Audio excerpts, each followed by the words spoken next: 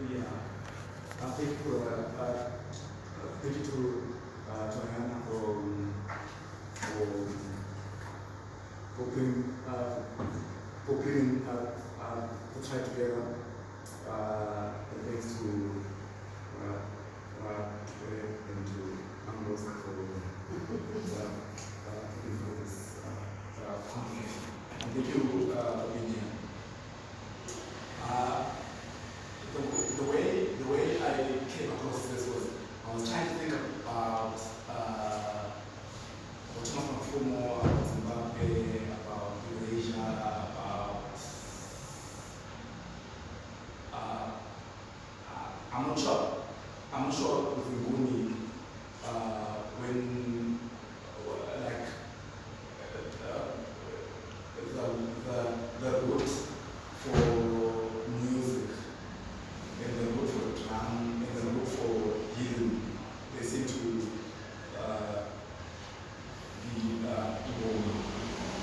so I'm not sure if with you guys there is a link, but in Shona it's different. So the drum is ngoma and being here you are ringana or inyana. Yeah. So anyway, so as I was thinking about putting this issue together, I was researching in the National Archives in Zimbabwe, going through this radical Catholic magazine called Moto. Moto is like the Shona word for fire. And then I came across this guy, then it was it kind of encapsulated what I was trying to do with the magazine, like to how the drum and it is now it's become the drum and the bass, whatever, it's become reggae, it's become jungle, it's become all these other sounds. But I think it's central. What's central is the drum. The drum is important too. I can't say African, but I can say Southern African because I know the region better than Africa. So that was my thinking when I was putting this magazine together. It kind of encapsulated all that I wanted to do. We could just have views of that, and it would have been enough because I think but also coming from someone from the Catholic Church.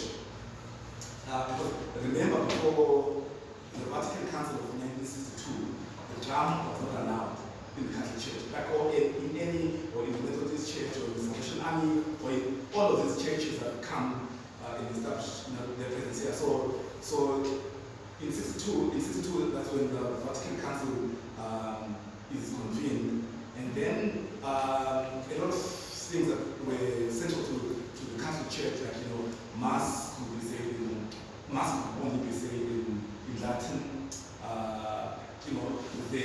They do away with that in 62, which is why when you talk to all the people who are Catholics, they can speak Latin because it comes from how Latin was the language of God and how the drum was prescribed. It was the devil's instrument, it will not be taken in church. No, I mean, it's perfect in a way because on the one hand, one of the things we're going to touch on is the kind of overlaps between the themes that Brad's work and Percy's work explore over time and producing their work, and there's a lot of elements of metaphysics in the way or mystical experiences we're referring to, and obviously drumming becomes a way of centering some of the tone of the work, but it's particularly within the context that happens in other ways in Brad's work.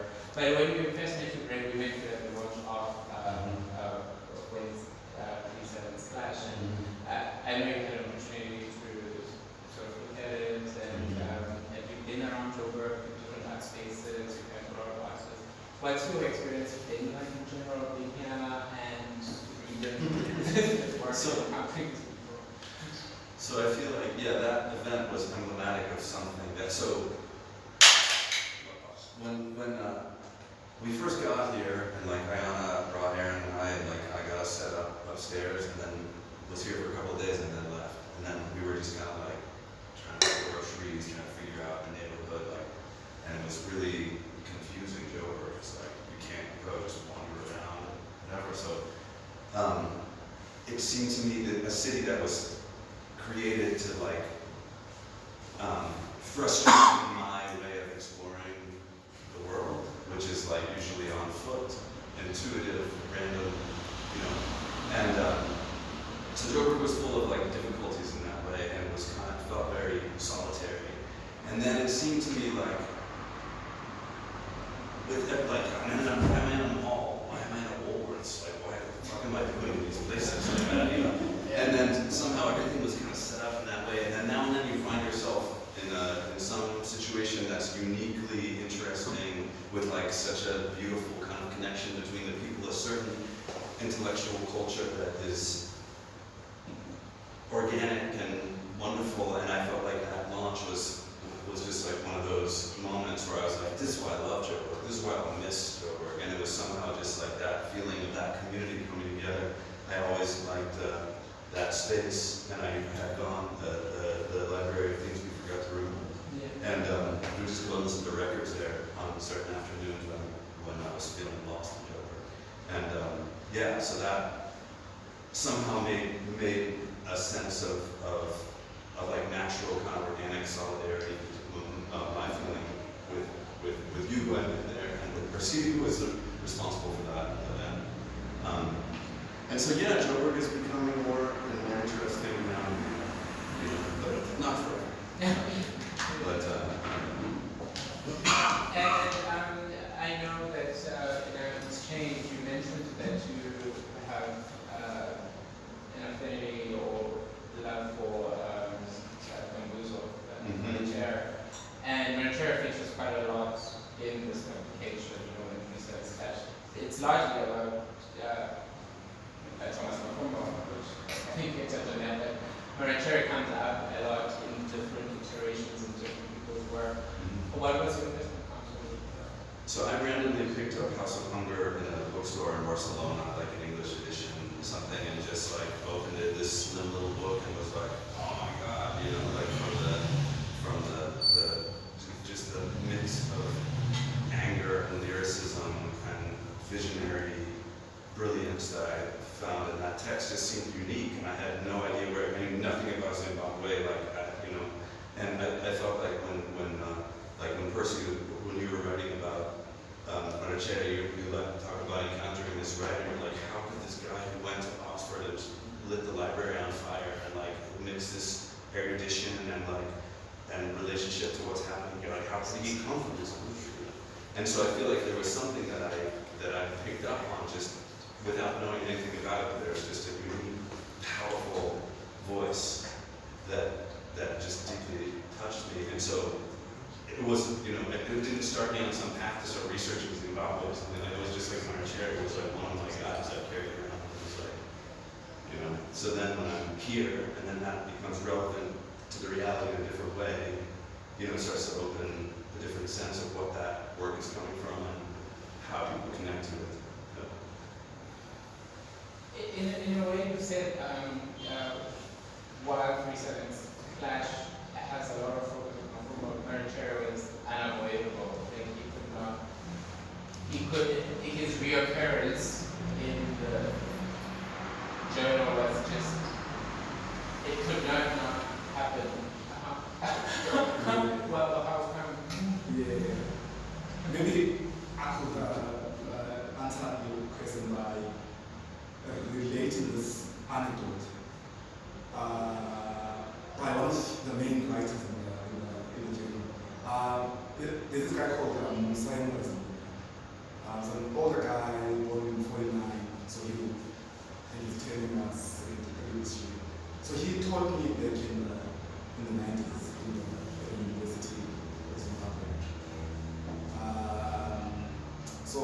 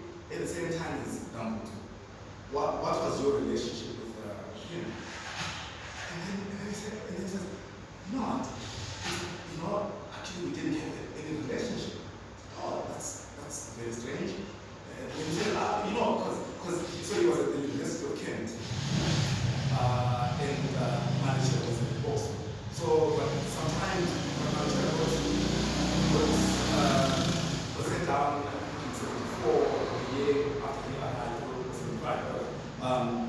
And that's when he writes House of Hunger. Anyway, so he says this one time he travels from Kent to London. There's a place in London called Africa Center. I'm not sure if it's still there. Anyway, so then Masinyana is there. So he sees Masinyana in the park. He's chatting to some white guy. Then he goes up to him and says, "Hey, Damuto." Then Damuto just looks at him blankly. Damuto, Charles,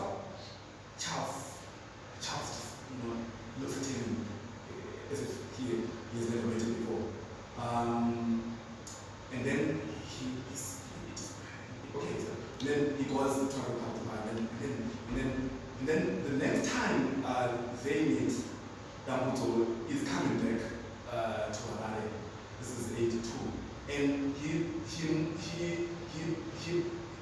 takes a taxi from the airport straight to Musa's house. So, and they known each other at the University of Rhodesia in 73. I mean, they would go to each other's dorm rooms, and so for him it was like, I don't understand this guy. But anyway, he comes to be Marichela's biggest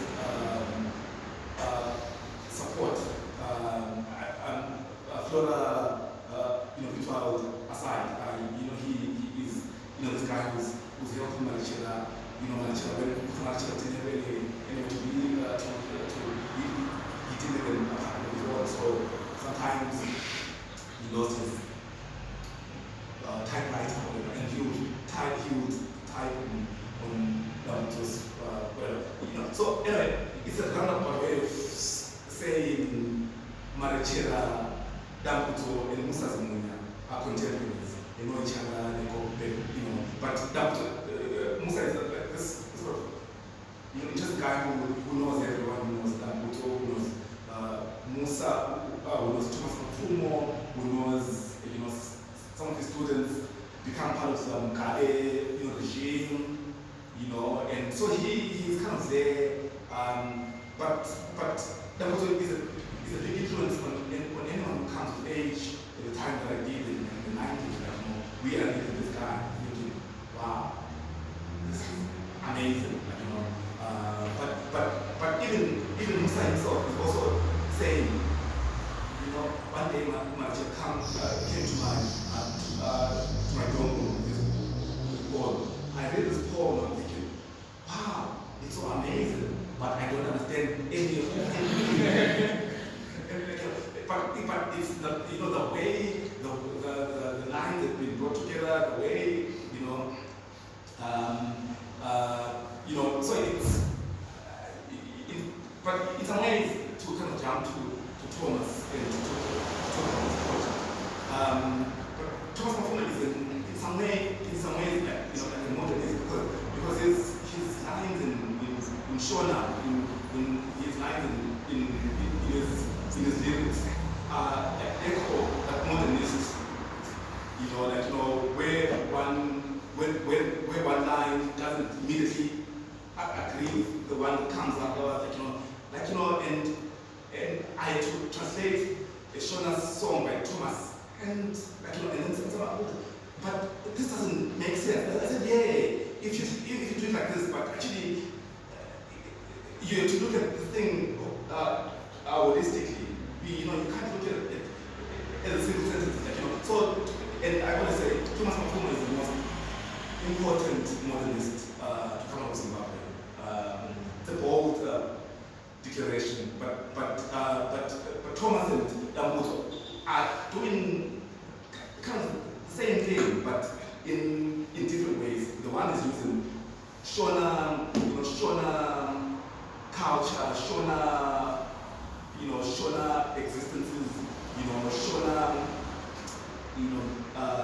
lives to come to the same point, because everyone then comes to the same point, Zimbabweans modernizing, Zimbabweans using Western whatever modes to modernize their own country. Instead of white people coming and saying, you must be modern. This guy managed it in their own way. So even though it doesn't appear to be about Zvomuya, in some ways it's a place called to what did for us and for other Africans. Yeah. Speaking of different voices and modes of approaching work, part of it, you have a lot of influences that I think exist, writers that come out of, I don't know if I can call it an alternative canon, because it almost means I'm saying that the canonized works are I think that you draw from writers from a whole variety of spaces. And I read an interview around the launch of your first book, to remain nameless, where the interviewer described you as an American who would spend the better part of his adult life living in places profoundly not American, and then taking those experiences and bringing them into definitely into your first book, and I think it transpires throughout. How do you think taking, all these influences, writing traditions, literatures, the neo-crowns, and the keys, all and a lot of Arab, even Arabic, and bringing them into your work, how does that land for the American public? Oh my God, that was what the American public I don't have a lot to say about the American public, to be honest. But just in terms of, I can say about my experience of encountering, so I was just somebody who left for reasons that I can explain, but are not necessary now. I left the US at 21 and lived for 15 years, mostly in the Balkans, in Turkey, in Berlin, Mexico, and the Arab world. So I was constantly learning a language. Like in the Balkans, you travel 1 hour and learn a new language, so it was like always learning a language. And then you encounter somebody like Daniel Kish, who I had never heard of, and has this very unique voice, and so then I want to get close to that. Daniel Franz, so when I got to the ex-Yugoslavia, people would always be like, oh yeah, I love like Dostoevsky and Henry Miller and Holmes. And I was like, who is that? And then they were literally like at the you go to the bookstore in Belgrade and they're like little editions of Daniel Franz stories like by the cash register as if it's like Chicken Soup for the Soul or something. One of these like mass market things, like everybody has a copy of Slučajevi. So I was like, what is this? So I actually taught myself Serbian, although it's written in Russian, which I had no contact with. I taught myself Serbian by reading those stories. Because they're like 1 page long, they're funny, they're absurd. I don't know if anybody knows Farmers, but they're fabulous. Anyway, and then what I understood was the best way of approaching a new writer by translating and by going through that struggle to get through every phrase was the closest reading experience that there is. It's the most intimate way to get to know a work of literature. And so there would come to these moments like living in Turkey when I worked on Said Masinyana, who's a short story writer from the early 20th century, and at a certain moment I was just like, I gotta translate this and get it in Turkish and get those phrases and whatever. So it's just like you do it over and over and over again. It takes weeks, months, to get a text properly. And then that shit is just in your body. Like those phrasings and rhythms are in you in a very unique way. And so I feel like, I love that way of getting close to literature now, the way I always wanted to. It's just there's not enough time, It's so difficult to get there, with the new language. So yeah. No, exactly. Like Professor pointing out, translating is really you're not obviously rewriting the text, but it's also you're re-encountering it in a completely